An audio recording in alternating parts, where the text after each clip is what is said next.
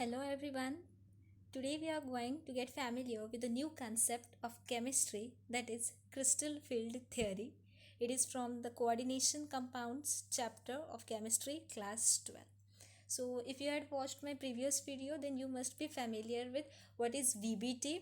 As VBT, it was not answerable to some questions, and that's why the CFT was introduced. So there were some limitations in VBT, like it was not able to uh, it involves a number of assumptions. Also, it was not able to give a quantitative interpretation of magnetic data. Also, not able to give the quantitative interpretation of the thermodynamic or kinetic stabilities of coordination compounds. It couldn't explain the color which was exhibited by coordination compounds and many more things. Also, like it was not able to distinguish between the weak ligands and the strong ligands. So a new theory was introduced, that is the crystal field theory. So today in this video we will be having a brief description about this theory. So let's begin. So the crystal field theory, before studying this theory, we need to have some assumptions of this theory. We need to know some assumptions, like here the ligand and the central metal atom. In that interaction, there the bond formed, that will be only ionic.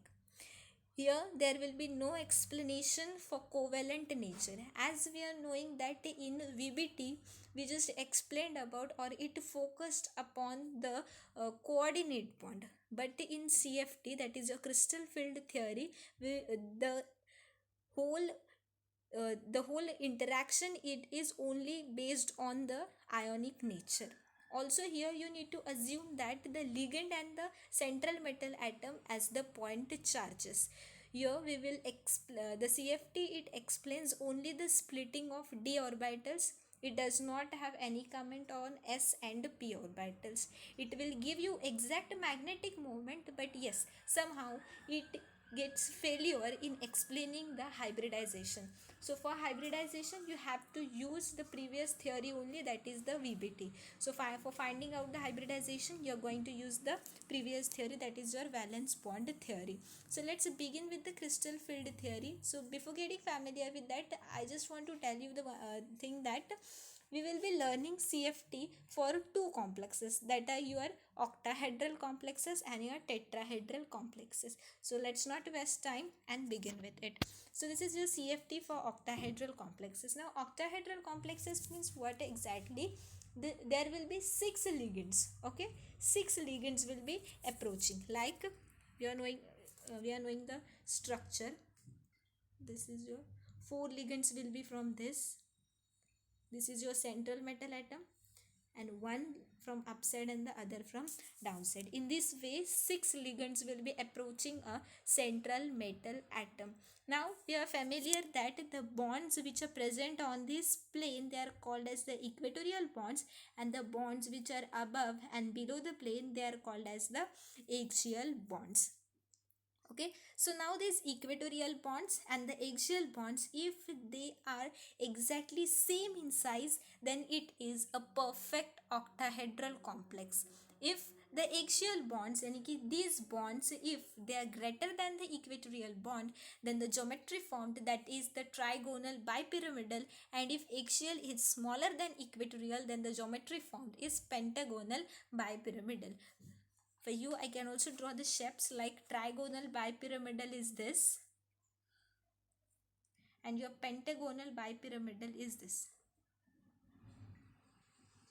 This is your pentagonal bipyramidal. Okay, so let's move forward. Yes, now this octahedral field, it has been divided, its d orbitals, they have been divided into two categories. Now these categories are T2g and EG. Now what are these T2g and EG? I'll explain you. Okay, we are having d orbitals, 5d orbitals. Fine. Now these d orbitals here, they are divided into 5 parts.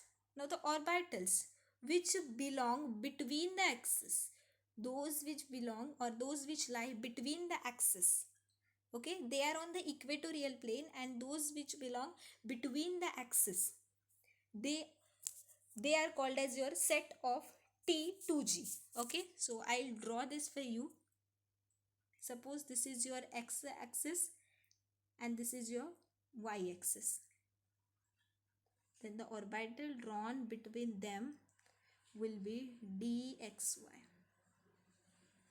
Okay, so like this you are having three orbitals that are dxy, dyz and is your dxz. So these all are together called as, this set is together called as T2G orbitals. These are your equatorial. Okay, these are equatorial, जो equator पे होते हैं, that are these T2G set of orbitals. And the other two, now in total we are having 5. Now the other two, that are the EG, the EG, they are located on the axis. That is, if these are your axis, then it will be like this.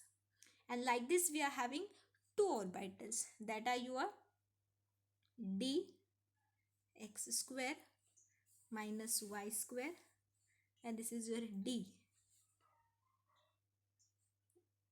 square. Okay, and these two set of orbitals, they are called as EG. Okay, so just have look on these slides. You will have, yes, you can see that dx square and dx square y square, and this is dz square orbitals.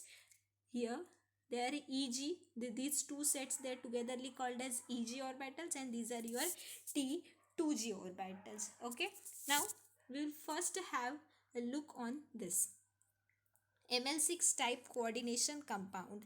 Now here what happens exactly, the structure is some like this. This is your central metal atom and the ligand will be approaching in these 6 directions like this. Okay, so the sigma bond, the bond which is formed by the head overlap of the two orbitals. Now we are having two orbitals. In octahedral complexes what happens, that the ligands which are approaching, they approaches along the axis, they doesn't approach between the axis, they approaches along the axis. Now we know that which orbitals are along the axis, they are dx square minus y square and dz square. Now the approaching ligand, it also have some of its electrons. The central metal atom, it is also having some of its electrons. So what happens between them is that there is electronic repulsion between them.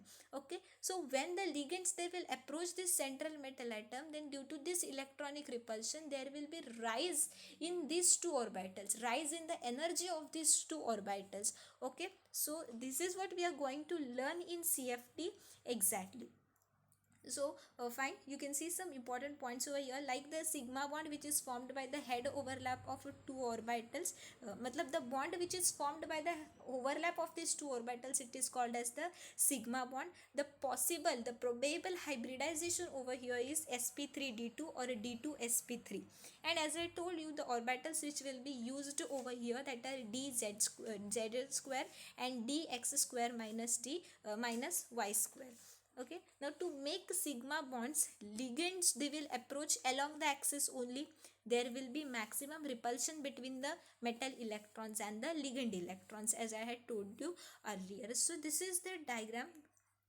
Firstly we are having 5 orbitals. Okay, 5d orbitals which are degenerated. Okay, as the ligands, degenerated means before the ligands, they have approached the central metal atom. As the ligands, they will approach the central metal atom, there will be electronic repulsion between the electrons in the orbitals and the electrons of the ligand, between the electrons of the central metal atom and the electrons of the approaching ligand. So due to that electronic repulsion, there will be change in the energy levels of these orbitals. Okay, so greater the repulsion, greater will be the rise in the energy level. So according to this theory, what will happen, the approaching ligand, they are along the axis. So the energy level of the dz square and dx square minus y square, that is the set of Eg orbitals, it will rise up. And the other three, that is T2g set, that are your dxy, dyz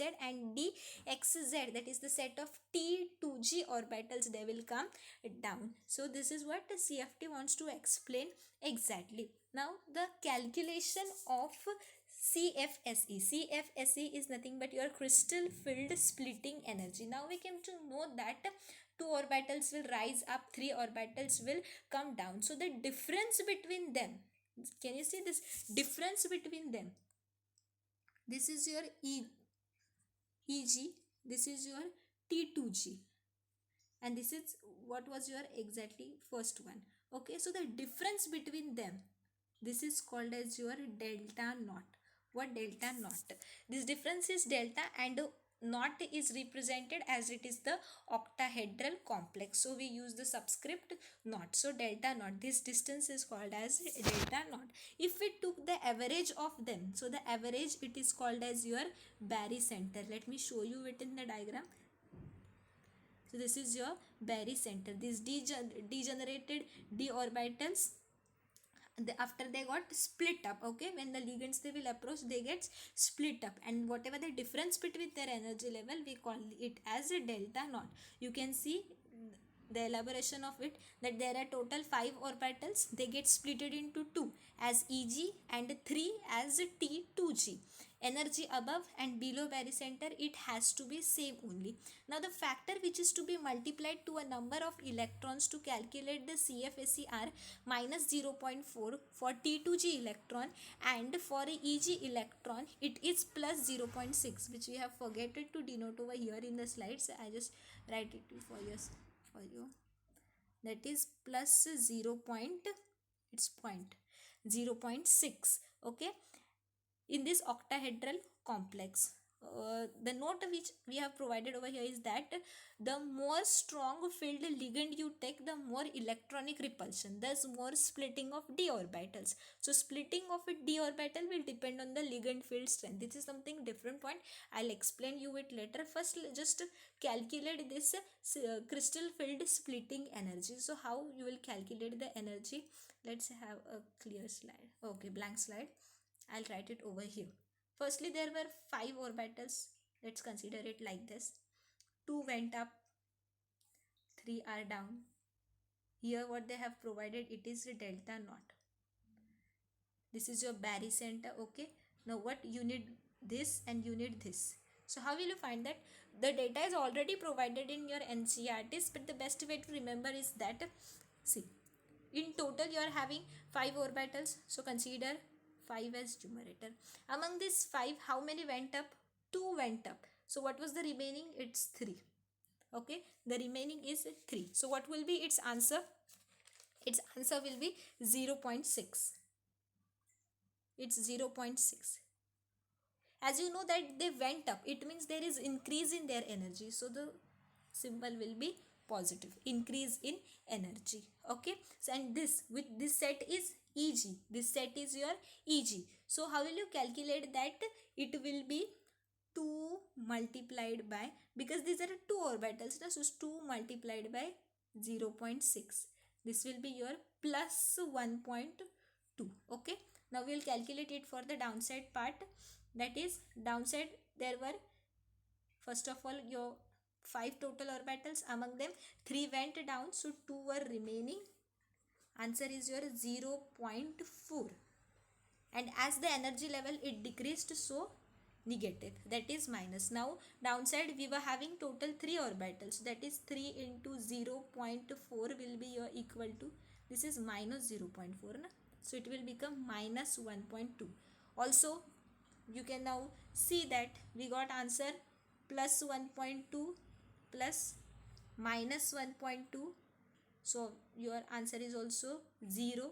That means we have calculated it very correctly. Okay, so this was what the calculation of the splitting energy. Now let's move on to the topic that I told you, that was the approaching ligands. As we learned in VBT, that the approaching ligands, it can be categorized into three parts, that are the strong field ligands, average field ligands, and your weak field ligands. Now the thing to be noted is that if the approaching ligand, if it is a strong field ligand, then there will be more electronic repulsion, and thus there will be more splitting between the d orbitals. Okay, more electronic repulsion, so more splitting will be there. I just also made one graph. Yes, here you can see, if the approaching ligand, if it is a weak field ligand, then splitting will be less, and if it is a strong field ligand, then the splitting will be more. See, here you can see the key points, like pairing energy, it is need to be taken into account only for pairing, that is additional to the pairing that occurs in a spherical field. In CFT, the degeneracy, it is lost in presence of ligands. We know that na, before the ligands, they will approach the central metal atom, the all the energy level of all of the d orbitals, it is same. But as the central metal atom, it approaches the ligand, the energy level, it gets disturbed, and the orbitals, they get split out. Okay, in weak field ligand, the splitting is low, and in strong field ligand, the splitting is high. Also, you can see the clear diagram of it over here with calculations. Okay, so moving further with the tetrahedral, this was all about the octahedral. Now in tetrahedral, what happens exactly is that we know the tetrahedral structure. First of all, this is, here your 4 will be approaching. Now if you will observe it clearly, then you will come to know that the approaching ligand, it is approaching from between two axes. Okay, it is approaching from between two axes. So if it is approaching from between two axes, now we know that which are the orbitals which are between the axes, that are dxy, dyz, and dxz. So here obviously the energy level of the T2G set, it will be high, and the energy level of EG set, it will be low. So this is only what included in tetrahedral. So first have a look on these important points, like tetrahedral splitting, it is always less than octahedral splitting. In tetrahedral complex, 4 ligands, they approaches through space in between the axis, and that's why there is less repulsion. As we know that if repulsion is less, then splitting is less. Yes, na, this is the point, that whenever there is repulsion more, then only the splitting was more. But here repulsion is less, so splitting is also less. That's why as compared to octahedral, in tetrahedral we will see less splitting. In octahedral complex, there were 6 ligands which was approaching, and that were also along the axis, so there was more electronic repulsion. And here, so due to less splitting, Hund's rule is followed in tetrahedral complex, and it is always high spin complex irrespective of ligand nature. Now what's Hund's rule? No need to explain it, I hope you all must be knowing, as it is a topic of standard 11th only. And here the tetrahedral complex, it will always have high spin complex only. Here the nature of the ligand, it will not matter at all. In octahedral, what if the approaching ligand, if it is the weak field ligand, then the splitting was low, and if it was the strong field ligand, then the splitting was high. But here it will be always high only, irrespective of the nature of the approaching ligand. So as I explained you, that which are our T2G orbitals, that are your dxy. We know that T2G, that are dxy, dyz, and gzx. These are your T2G set of orbitals, and the approaching ligands, they are approaching from between the axis. So this set, it will get rise up, and the EG, they will come down. One thing to note is that we don't use the subscript G in case of tetrahedral. So this will be only T2, and this will be only E. We don't use the subscript G over here. Fine. And also here we will be denoting the difference by delta T. In case of octahedral, we used to denote it by delta naught. Here we'll be denoting by delta T. So this is all what CFT exactly. The main relation which I got to forget to note down in the slides is that relation is there between this delta T and delta naught. That is, your delta T will be equal to 4 by 9 delta naught. This is very important relation. This is what CFT exactly. Now the factors on which the difference, matlab the delta naught, it depends upon. Okay, there are some factors on which this delta naught it exactly depends upon. So like factors are like the nature of the ligand. Nature, if the approaching ligand it is strong field ligand, then the splitting will be higher, and if it is a weak field ligand, then the splitting will be low. Also the nature of the central metal atom. Higher the oxidation state of the metal, higher will be the splitting. The nature of the central metal atom in case of charge. Now what happens? We know the thing that more charge, then more splitting only. But what if the charge is same? Then when you will say that the more splitting and less splitting. So for this, let me give you an example. Let me get a blank slide. Do we have? Yes. Okay, now suppose consider titanium plus 3 and you are having cobalt plus 3 only. Now the charge is same. How will you define that which one is having more splitting and which one is having less splitting? We can't define it now. So now in this case you will define it in that case by considering their vacant orbitals. You will define it by considering its vacant orbitals. So just have a look over that how to write it. So we know titanium, its atomic number is, let me write plus 3, atomic number is 22. How can you write its electronic configuration? It will be argon 18, then 3D and 4s, right? So here 220 and his, yes, 22. So in this way you will write it plus 3. So it will remove it from here 1. So your final configuration will be like argon 3D 1, right? So how will you feel now this? You will feel it like this. We are having a 3D 1, na? Like you will be having only one spin in this orbital. So just remember this. Okay, now we'll be seeing of cobalt. In case of cobalt, this is your CO plus 3. 27 is the atomic number. So what will be it? It will be up till argon it will be 18, then 3D and 4s, 18 and 2 20 20 20, and here it will be 27. Just feel it. Wait, 27 and we have to 3 हमें निकालना है ना. Yes, 1. Here it will be 6, 3D 6 now. Okay, so 1 2 3 4. So 1 2 3 4 5, and this is your 6. Oh my god, here we are just having 4 vacant orbitals. As compared to titanium, we were having there we were having 4 vacant orbitals and there was more space in it.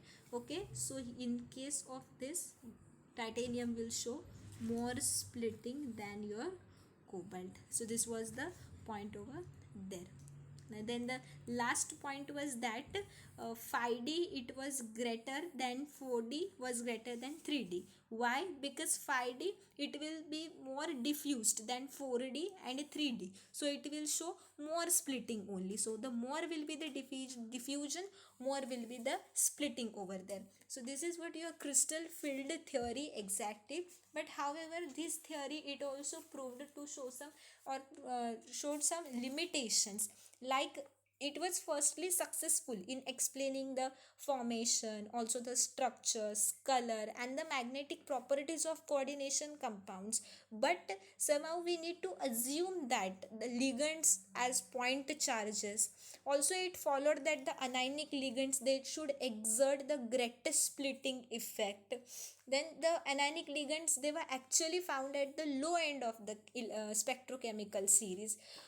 It also does not take into account the covalent character of bonding between the ligand and the central metal atom. So these were some of the weaknesses of CFT, and then these weaknesses were overcome in the theories like LFT, that are ligand field theory, and the molecular orbital theory. But these all are beyond the scope of our recent studies. So we are just having the study of a crystal field theory, and we can end up it with over here. So till then, keep studying, keep watching. All the very best. Thank you so much.